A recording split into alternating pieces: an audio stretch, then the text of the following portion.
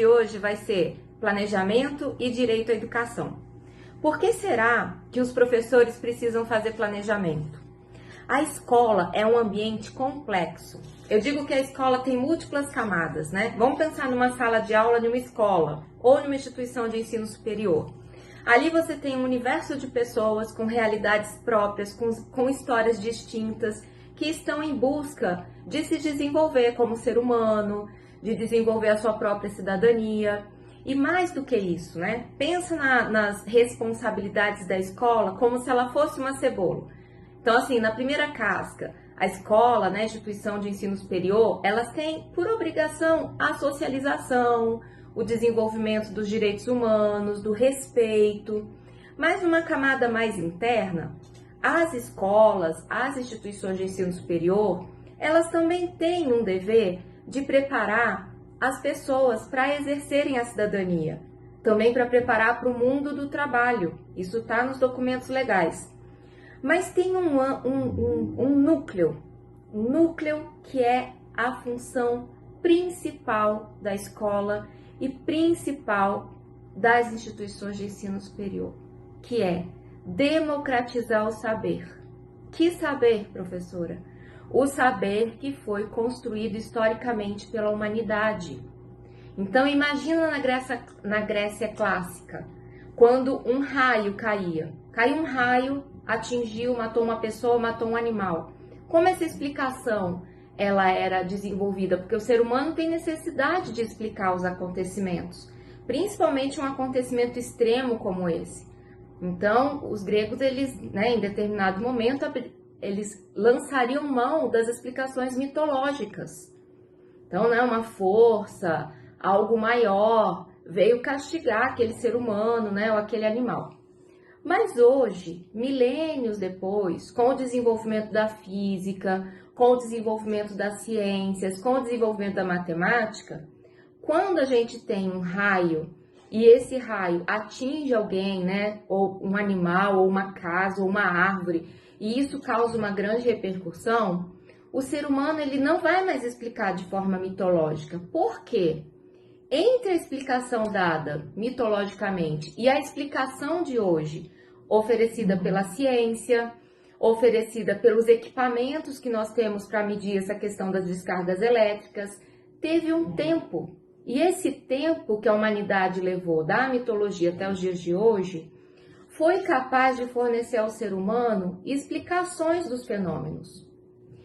Professor, e o que isso tem a ver com o meu planejamento? Gente, tem tudo a ver. Por quê? Quando você recebe um estudante, seja ele uma criança, seja ele um adulto, você como professor, você tem a obrigação de democratizar o saber.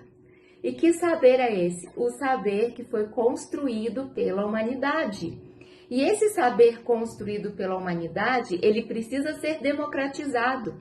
Então, tudo aquilo que a matemática construiu em milênios, tudo aquilo que a língua portuguesa construiu em séculos, tudo aquilo que as ciências têm construído, a escola, vamos pensar agora na escola básica, dos 4 aos 17 anos no Brasil, essa criança e esse adolescente, eles vão precisar incorporar esses conhecimentos que foram construídos pela humanidade.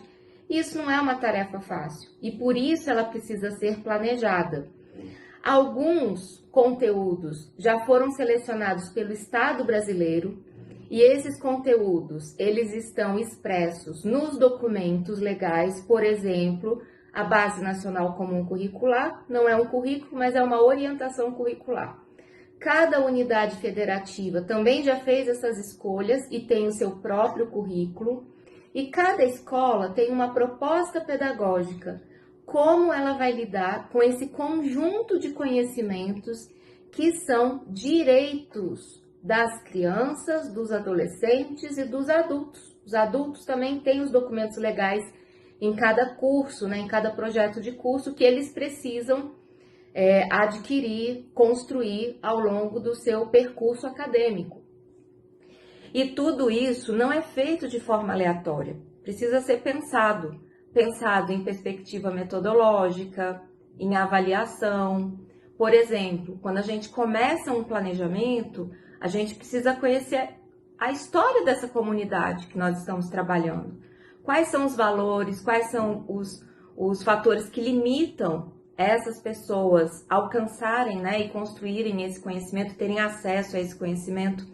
E tudo isso, gente, junto com aquilo que eu conversei no início, né? O professor é gente, as crianças também têm as suas histórias, tudo isso dentro desse universo, né? Chamado escola, chamado sala de aula, que perpassa desde os 4 aninhos até a vida adulta. Esse ambiente chamado sala de aula, que é multicamadas, precisa oferecer esse conhecimento que foi historicamente construído pela humanidade. É uma herança. E o planejamento é o instrumento, ele não é só um instrumento, mas ele é a forma que as escolas e as instituições de ensino superior do Brasil escolheram para que esse saber que foi acumulado, né, construído pela humanidade, seja democratizado durante as aulas. Então, quando a gente fala de planejamento, a gente precisa pensar na perspectiva do direito e da democracia.